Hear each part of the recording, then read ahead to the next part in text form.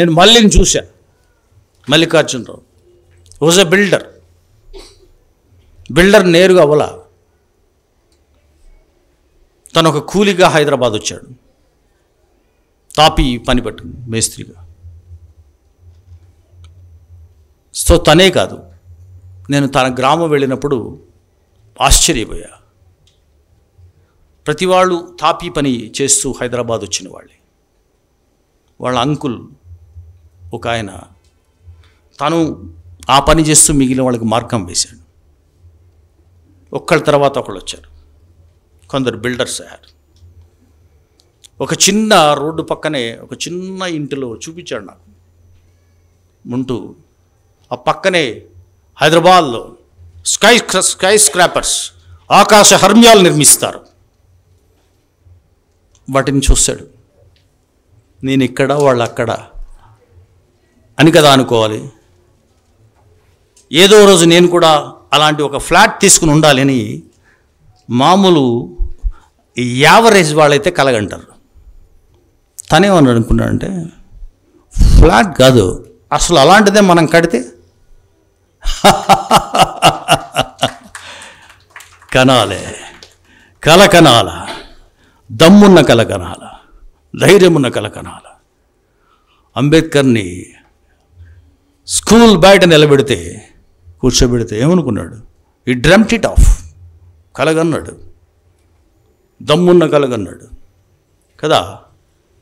ఒక్కొక్కటి మామూలు విషయమా? స్కూల్లో ఊరు వెలుపల బయట పెట్టినవాడు ఒక కొలంబియా యూనివర్సిటీలో. హి was the darling of many professors. చాలామందికి ఇష్టం ఆయన అంటే. London school of economics. మీకు వీళ్ళకి తెలిసి చావదు కానీ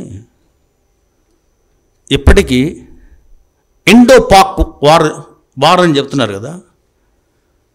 ఈ సమస్య ఎలాగే ఉంటుంది.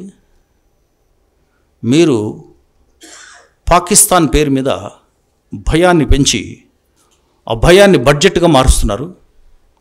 భారతదేశ బడ్జెట్లో అప్పటికి ఆల్మోస్ట్ 40% డిఫెన్స్కి ఎందుకు పెడతావు నెహ్రూ? నేను రాజీనామా చేయడంలో నీ క్యాబినెట్ నుంచి ఇది కూడా ఒక కారణం. భయాన్ని నింపి యుద్ధం మీద ప్రజాధనాన్ని వెచ్చించడం ఎంతవరకు సబబు? సో ఎక్కడ ఊరి వెలుపలవాడు, ఎక్కడ దేశం వెలుపల సమస్యని, అంతర్జాతీయ సమస్యని ఎండగట్టాడు. స్వరాజ్యం వచ్చింది, 4 ఏళ్ళు కాలేదు. స్వరాజ్యం వచ్చినప్పుడు అందరూ ఆనందించారు, ప్రపంచ దేశాలని చప్పట్లు కొట్టాయి. ఇండియా డిజర్వ్స్ ఫ్రీడమ్, భారతదేశానికి స్వరాజ్యం రావాల్సిన అవసరం ఉందని.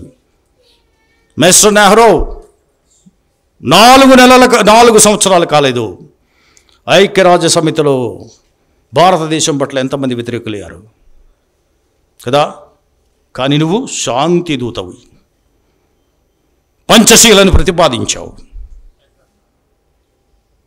మరి ఆయన గాంధీ మహాత్ముడు, షెడ్యూల్ కులాలకి ఇచ్చేటువంటి స్పెషల్ ఎలక్టరేట్స్ని అడ్డుకున్నవాడు కదా.